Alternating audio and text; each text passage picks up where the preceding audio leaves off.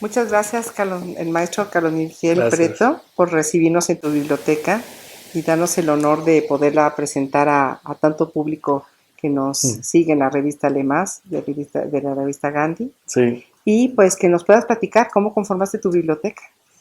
Bueno, primero, gracias por la oportunidad y debo decir que yo soy cliente de ustedes en todos los sentidos.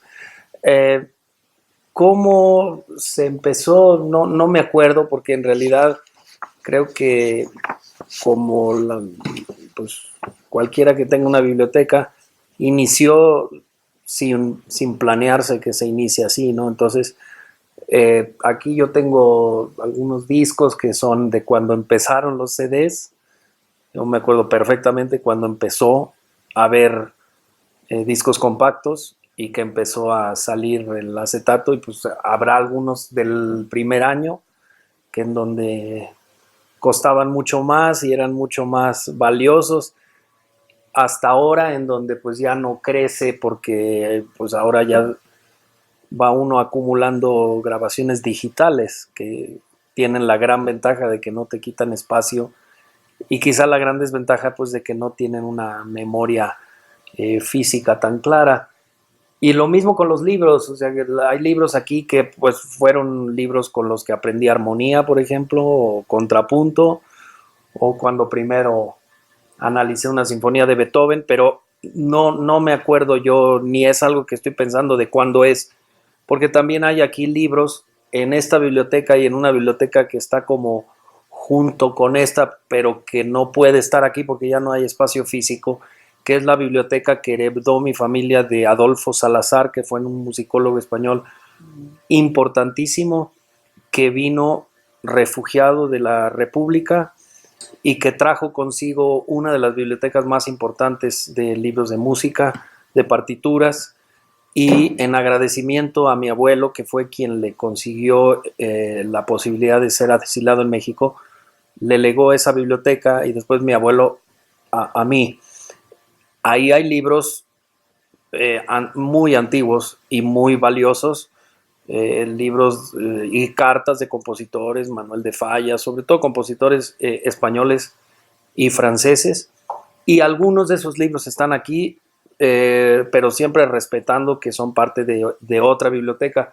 Pero esta es mi biblioteca de trabajo, es en el sentido absolutamente de trabajo, o sea, todos esos libros son libros de música, hay libros de diferentes temas de música, algunos son muy generales, otros son muy específicos, hasta el punto de ser sobre una obra específica, y algunos muy técnicos, otros más históricos, otros más filosóficos, lo que tú quieras, los diferentes aspectos de cómo se puede analizar la música. Y quizá la parte más importante de la biblioteca es la parte de las partituras, que está aquí atrás de mí, en donde hay un número gigantesco de partituras, pues que ya están trabajadas o que están analizadas, y esa tiene movimiento pues diario.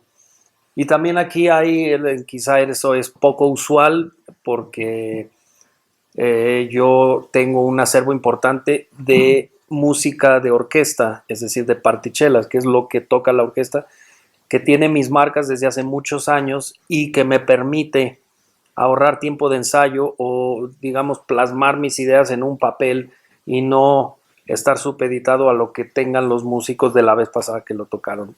Eso no lo puedo tener de todas las obras que quisiera, porque hay muchas obras que están dentro de copyright y eso no los puedes tener las partichelas, pero tengo muchas cosas pues que todo el tiempo se están moviendo y que van de un lado del mundo al otro y que regresan aquí, entonces es verdaderamente una biblioteca absolutamente de trabajo. Después en otra parte de la casa tengo la biblioteca pues de libros de novelas y de libros de historia que ya no tiene que ver con música y que sería una biblioteca más típica en el sentido de pues tener los libros de los escritores que todo el mundo conoce. Maravilloso, estupendo.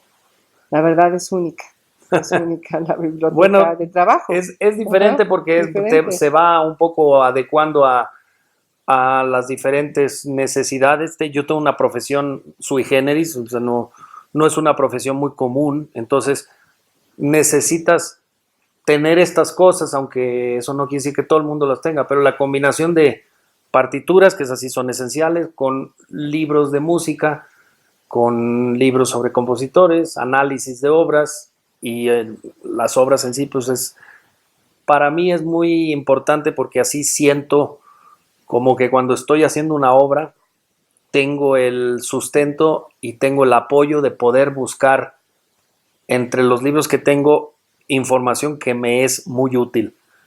Debo decir que ya con el tiempo hay muchísima información también en el internet que es utilísima, pero para cuestiones muy técnicas es mejor remitirse a los libros. Claro, y de lo que tú me comentas, ¿cuál es la obra más preciada dentro pues de las mira, partituras? Es que es difícil saberlo porque hay tantísimas, y si te digo, esta partitura de aquí es la partitura de la consagración de la primavera, que para cualquier músico es como una catedral sonora del siglo XX y es algo que define mucho mi vida o mi carrera, la obra de Stravinsky, la consagración de la primavera, una obra esencial en donde el ritmo y la armonía dan un paso para adelante. Entonces esta sería de las que digamos que nunca me quisiera deshacer de ella o perder, pero pues aquí tengo las 9 sinfonías de Beethoven ya muy trabajadas también sería todas las sinfonías de Haydn, pero empiezo a hacer así lista y pues te diría que las pasiones de Bach también son importantes.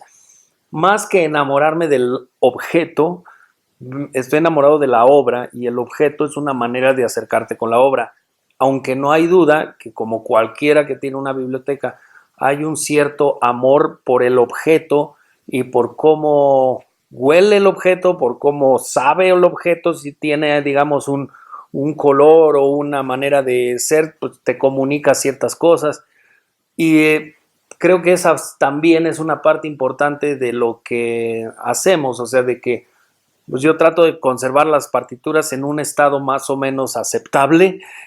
Lo que pasa es que también viajan mucho en mi maleta o en una caja, entonces pues las partituras, como ves, se maltratan y pues a cada rato les estoy dando como su cuidada, pero bueno. Su restaurada, ¿no? Hay gente, sobre todo en las bibliotecas de antes, pues seguramente habrás visto muchísimo eso, que encuadernan los libros con pasta dura y eso que es muy romántico y muy bonito, para mí me vendría a complicar inmensamente el trabajo. Primero porque todas se parecerían, o sea, yo ya sé que cuando busco la consagración de la primavera ya sé que es este color y no es el color verde, que hay otro, o el color azul o lo que sea, y cuando lo encuadernas como que pones, bueno, es mi manera de pensar, como que pones una separación entre cómo era el libro y cómo es ahora. Y a mí me gusta ver que, pues, no sé, de repente en una de estas un día se me cayó una taza de café y pues 20 años después pues la taza de café ahí sigue y te acuerdas que se te cayó una taza de café en un hotel o algo así, ¿no? Entonces, por eso digo que son objetos que viven, porque son, o sea, yo una cosa que me gusta y que es un poco una manía, pero así hago, es escribir las veces que he hecho la pieza. Y entonces ya sé que el 21 de marzo del 2011 lo hice en Nueva Orleans o aquí, ¿no? Entonces... Una bitácora que llevas ahí. Absolutamente, sí. Y para mí es importante porque, pues, porque así te acuerdas de cosas y también le da a la obra una vida en tu propia cabeza. Y también así puedo sacar una sinfonía y decir, ah, mira, esta no la hago desde el 2013. Ayer, para ayudar a un colega, me pidió unas preguntas de la sinfonía número 3 de Mahler y me di cuenta que es la que llevo sin hacer 6 años. Entonces, eso no lo podría saber si no lo hubiera visto en el libro. Entonces, para mí los libros, yo no tengo temor de subrayarlos, no con pluma, pero sí con a veces lápiz, y de escribirle cosas a los lados, porque son instrumentos de trabajo. Son instrumentos valiosos, pero si tú no eres músico, esta biblioteca en realidad no vale nada. Hablando de libros, Sí. ¿has prestado algún libro? Sí, no es una cosa que me sucede tanto, ¿Y pero cuál sí. fue? El último que presté fue un libro que se llama Testimonio, de un escritor que se llama Salomón Volkov, que es sus testimonios de haber conocido a Shostakovich. Y se lo presté a una amiga chelista de la Orquesta Sinfónica Nacional y me lo devolvió. Eso es lo que Y te me lo ofrece. devolvió con un pastel, además, con un pastel de origen armenio, porque ella es armenia. Y el pastel sabía muy rico. Delicioso. No me pasa que lo pierdo, porque este tipo de libros no son de los que prestas y pierdes, porque sí me acordaría, por ejemplo. O sea, si partituras no pasa tanto que preste, o si presto, tengo el cuidado de que pues regresen, ¿no? O sea, porque te repito, son cosas de trabajo. Sobre novelas y cosas así, ahí estoy desarrollando una manera de ser más despegada y por una cuestión de espacio. Últimamente en esta misma biblioteca depuramos y sacamos de aquí, de este estudio, los libros que son novelas, sobre todo novelas aquí había muchas en francés. Y los puse en donde están todos los otros libros y nos dimos cuenta que sobraban como 400. Y entonces, pues lo que en vez de decir, porque la tentación de decir, bueno, pues voy a empezar a construir cosas en mi casa para poner esos 400 libros. Y en vez se me ocurrió hacer el ejercicio inverso, es decir, bueno, de esos libros, ¿cuáles son los libros que realmente necesito conservar? Porque en algún momento voy a regresar a esos libros. ¿Y cuáles son los libros que estoy seguro que no voy a leer? Y llegué a la conclusión de que los que ya leí no quiero conservar y los que no voy a leer, pues los voy a donar, los voy a regalar, ya sea a una escuela o a alguien que le interese o lo que sea. Porque no solo por una cuestión de espacio, sino porque quiero quitarme esa parte de acumular por acumular libros, porque, sabes, yo viajo muchísimo y regreso lleno de libros. O sea, viajo a donde viaje, me gusta, y que hablo el idioma, me gusta comprar los libros que están en el momento. No sé, cuando fui la última vez a Lima traje como 20 biografías de Vargas Llosa y esas no las voy a soltar nunca porque me gusta mucho él, ¿me explico? Pero, claro, por ejemplo, libros que puedo traer de Francia porque son del momento, de repente dices, ok, lo empezaste a ojear y no te gustó, ¿sabes qué? Yo ya tengo la filosofía de sacar, porque también entiendo perfectamente que el acumular por acumular es un cargo para todas las personas que no son tú. O sea, sí, en general alguien tiene que estar cuidando esos libros y todo eso. Y toda esa parte es una parte. Yo recuerdo que en la biblioteca de mi abuela, de mis abuelos, había libros en todos los cuartos, en todos los posibles sitios y estaban todos llenos de polvo. Y cuando se murieron, tristemente, todos esos libros acabaron donados o tirados porque estaban en un estado lamentable. Y yo no quiero que me pase eso. O sea, yo siento como que prefiero darlos, o sea, al colegio de mis hijos o a una universidad, que tenerlos por tenerlos, que además es un problema. pero me encantan los libros, o sea, me encantan, e incluso lo que sí colecciono son libros sobre exposiciones que me gustan mucho. Maravilloso. Pero los pido por internet para no llevarlos en la maleta porque son muy pesados. Y cada vez soy más duro con cuáles acumulo, porque te das cuenta que en realidad esos libros pesan muchísimo en todas partes y hay que tener cuidado. Quiero hacerte una pregunta Sí. que yo he estado viendo a lo largo de tu carrera como director de orquesta. Tú tienes compositores favoritos de dos periodos, Sí, clasicismo y romanticismo. sí. ¿Por qué te Bueno, inclinas yo sobre incluiría ellos? también ahí el siglo XX, Claro, sí, ajá, pero claro.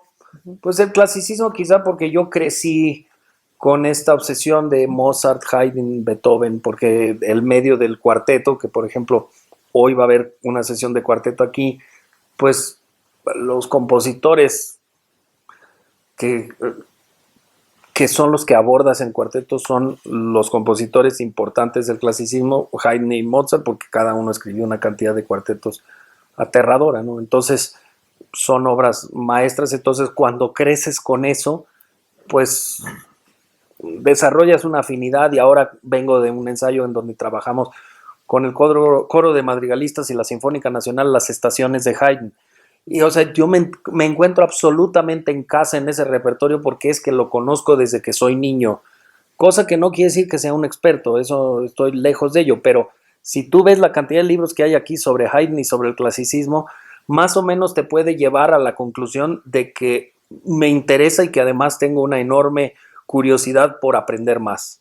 Y eso sí es una curiosidad verdadera y práctica y además un amor por ese tipo de música y por encontrarle cada vez más. Entonces el clasicismo, bueno, el romanticismo es el que continúa, entonces claramente Beethoven, Brahms y lo que continúa, todo ese, todo director de orquesta, digamos que emana, todo inicia en el clasicismo y del barroco, si tú quieres, pero el corazón del repertorio está en el periodo romántico y después el siglo XX es el que le da ese como apertura hacia adelante y bueno, pues no sé yo qué hago más, si siglo XIX o siglo XX, pero por ahí debe estar. Hablando de tu carrera, Ajá. nuevamente, debes de tener una pieza favorita, o a lo mejor varias. Sí. ¿Podrías a En, lo mejor en, sintetizar algo en 20 que años nos que me puedas hacen esas ayudar? preguntas, siempre respondo lo mismo, entonces no voy a romper esa tradición. Te voy a Gracias. decir que mi obra favorita casi siempre es la obra que estoy haciendo en el momento. Y entonces lo que me pasa es que hoy fue el primer ensayo de las estaciones de Haydn. Es una obra que adoro y entonces pues te puedo decir que esa es una de mis obras favoritas. Pero la semana próxima con Minería vamos a hacer la Sinfonía del Titán de Mahler, pues también está ahí, o El Sombrero de Tres Picos con la Orquesta de las Américas. Entonces también son obras súper preferidas. Más que tener una, yo tendría un puñado de obras en cada estilo, pero sí tengo claramente esa cosa de que estoy enamorado del repertorio que estoy haciendo en el momento. Estupendo. Muy buena respuesta. Muchas gracias. Aquí algo que nos gustaría a todos los lectores saber, como cuántos CDs conforman tu Pues es que fonoteca. no tengo ni idea porque nunca lo he contado y sabes que Aproximadamente. eh, pues, pues es que habría que hacer matemáticas porque están esas dos filas multiplicado por dos y si pensamos que puede haber 200 en cada una serían pues como 2000, no sé, pensaría, Bueno, 2000. Pero eso es después de haber depurado una cantidad bastante aceptable y te aseguro que si me meto a depurar, depuraría más. Porque ahí sí es algo en donde la tecnología nos ha ayudado muchísimo. Por ejemplo, al principio de mi carrera, si yo quería oír una X versión de una obra, tenía que o adquirir el disco o pedirlo prestado o ya lo tenía y ponerlo en un sitio.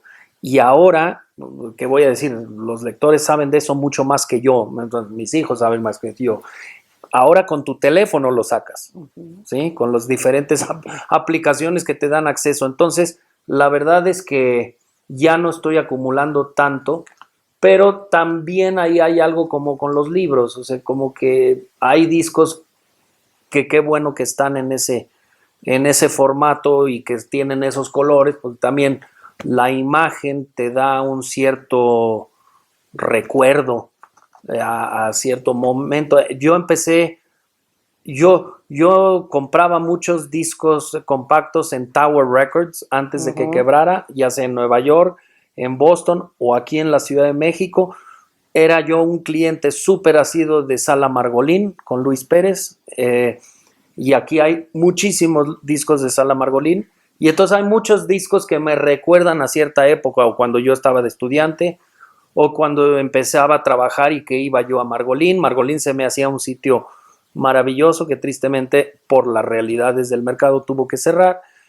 Pero con los discos pasa un poco como con los libros, que siempre tienes la pregunta de decir, bueno, este libro yo lo puedo bajar en un segundo en mi teléfono, en mi iPad, y ya no necesito conseguirlo. Pero hay libros que sí quieres comprar porque los sientes o porque los quieres tener o porque los quieres oler o lo que tú quieras. Y me pasa a mí con los discos, que sigo comprando discos de cosas que sé que quiero tener. Y últimamente lo que me ha pasado es que, por ejemplo, yo en Estados Unidos, donde trabajo mucho, rento coches y siempre llevo mis CDs, y ahora los coches de renta ya no tienen para CDs, porque ya tienen el mecanismo para que tú conectes con tu teléfono. Entonces, esto te lo digo para un poco más demostrarte cómo la tecnología nos lleva hacia algo en donde muy pronto va a ser quizá un lujo innecesario tener cualquier tipo de objeto, pero los que crecimos con el amor del objeto, pues no te lo puedes deshacer.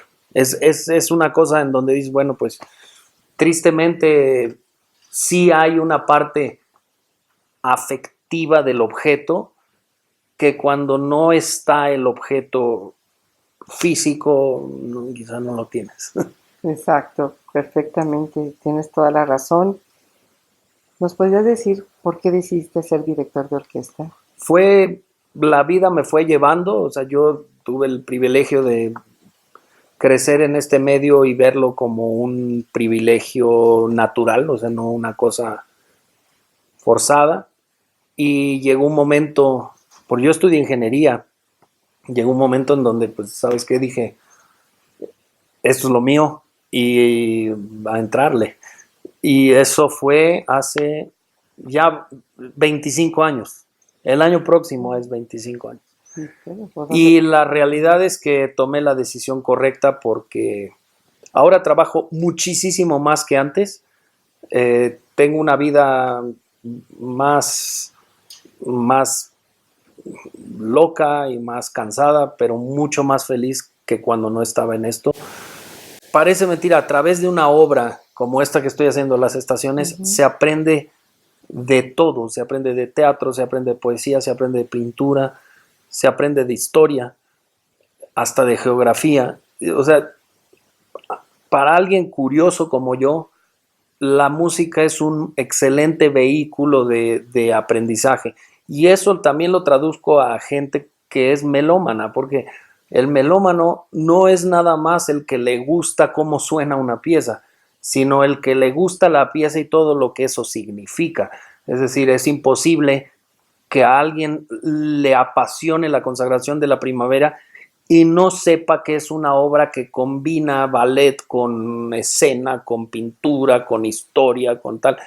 Todo eso es parte de lo que es amar una pieza. Es como que alguien que lee, que es un experto en novelas del siglo de oro o del siglo de oro en España, que ignore lo que estaba pasando alrededor en la historia. Entonces, eso es muy interesante porque para los que nos toca analizar, es decir, para el director de orquesta tienes que tener todo eso porque si no, no haces tu trabajo.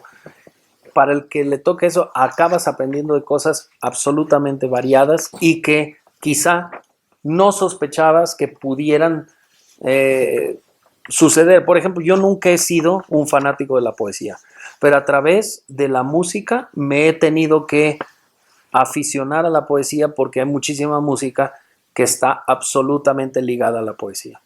Para responderte esto de los estrenos o el repertorio latinoamericano, primero, soy latinoamericano y esto ya en sí es una cosa muy interesante hoy, porque sabes que en lo que hacemos hay un poco la idea de que es un arte europeo o una cosa que le heredamos a los europeos. De hecho, los compositores de los que hemos estado hablando hace minutos son europeos. Sin embargo, en nuestro continente, no hoy, desde hace muchísimo tiempo, el continente ha sido una influencia muy importante para Europa. O sea, te hago un ejemplo quizá insospechado para muchas personas. Bach. Bach, algunas de sus obras más conocidas son chaconas o zarabandas. Entonces, la chacona y la zarabanda es un tipo de danza que llega a Europa desde América, que era una obra, una danza lenta en tres, que fue prohibida por la Inquisición por el carácter erótico. Y al prohibirla la Inquisición, inmediatamente se vuelve más atractiva para cualquier músico y para cualquier persona, como cuando la iglesia prohíbe una película. O sea, la vuelve atractiva, ¿no? Entonces, ese tipo de influencia la ha tenido el continente latinoamericano. Yo lo llamo la influencia oculta.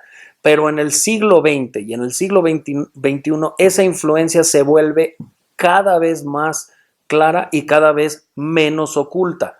Te hago un ejemplo. Las danzas de los diferentes países, Colombia, Venezuela, Argentina, Brasil, México, esas danzas se vuelven influencia para muchos compositores, ¿sí? O sea, por ejemplo, las habaneras que utilizan compositores franceses, españolas, es una danza que, como dice su nombre, quizá tiene un origen cubano, de La Habana, o la innumerable cantidad de danzas latinoamericanas que hay. Bueno, entonces te hago este preámbulo para decirte que los que somos latinoamericanos tenemos una mina de oro en nuestro propio patio.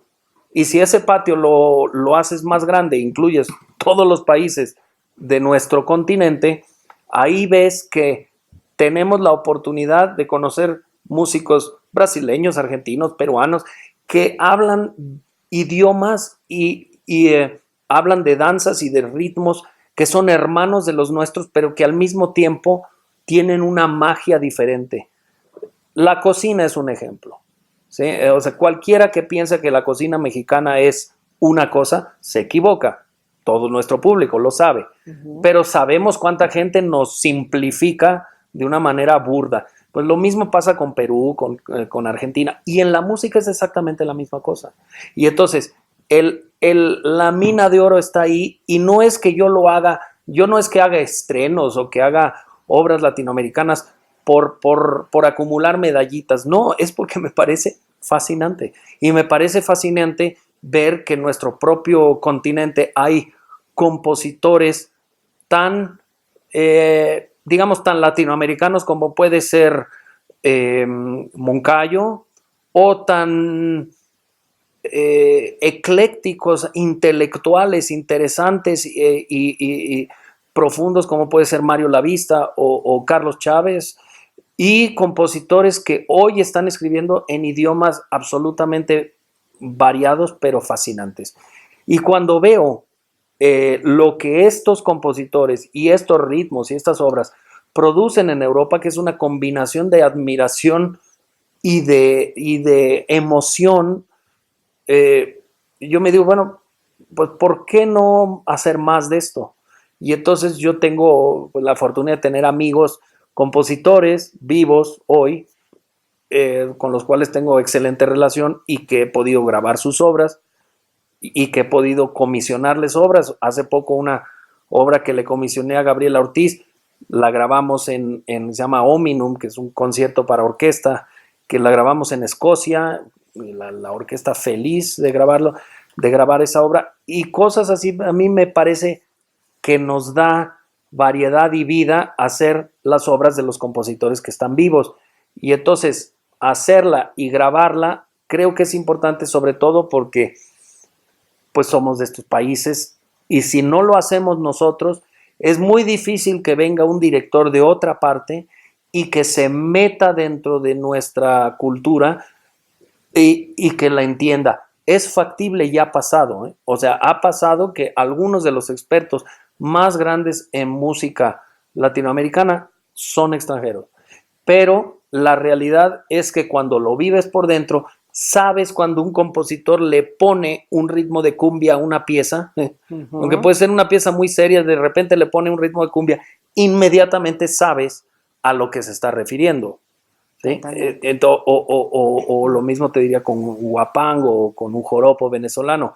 Se están refiriendo a algo que para mí y para ti haces inmediatamente la liga con tu juventud o cuando te casaste o cuando te emborrachaste, lo que tú quieras. Pero la realidad es que la música latinoamericana tiene esa habilidad de estar enraizada en nuestro continente, pero al mismo tiempo de tener una vitalidad muy especial. Y a mí eso me parece muy interesante. También me interesan los compositores chinos, por ejemplo, pero es que de tradición china yo no sé nada. Y entonces lo haría como un exoticismo, ¿no? Y con el respeto del extranjero que trata su mejor intento. Pero dentro de la música de mi continente o de nuestro continente, el cual he podido recorrer todo y conocer la gente, conocer las orquestas, conocer los grupos populares, y entonces pues ahí me siento en casa y me siento con, digamos, la autoridad moral, con sus límites, de hacer esos autores, de comprenderlos y sobre todo de difundirlos. Pues solo me resta agradecerte el recibimiento tan especial y tenernos aquí contigo y extraordinaria la introducción, el meternos en tu mundo, en tu biblioteca de ensayo. Muchísimas gracias, Carlos Miguel Prieto. Gracias a ti. Es un honor para nosotros. No, gracias, y te debo decir que yo soy de los clientes de Gandhi desde que nada más estaba la Gandhi del otro lado de la calle. ¿Sabes a lo que me refiero? Claro, donde está Mauricio Achar. Exactamente, a quien conocí, y es más, sigo siendo cliente de Gandhi, y muchos de estos discos también, antes que dije Margolin, debí haber dicho Gandhi, de libros de música menos, porque no era la especialidad de Gandhi, pero de los libros que tengo aquí, muchísimos, y considero que es importantísima la labor que hacen, no solo para la venta de libros y tal, sino toda esa difusión que hacen inteligente sobre la importancia de la lectura y con el respeto a las palabras, porque a veces en los medios lo que vemos es que se desvirtúan las palabras, y ustedes usan las palabras para promover la lectura y además para promover el ingenio de las palabras, y eso me gusta. Muchas gracias, de verdad, un honor. Muchísimas gracias por tus palabras. Gracias.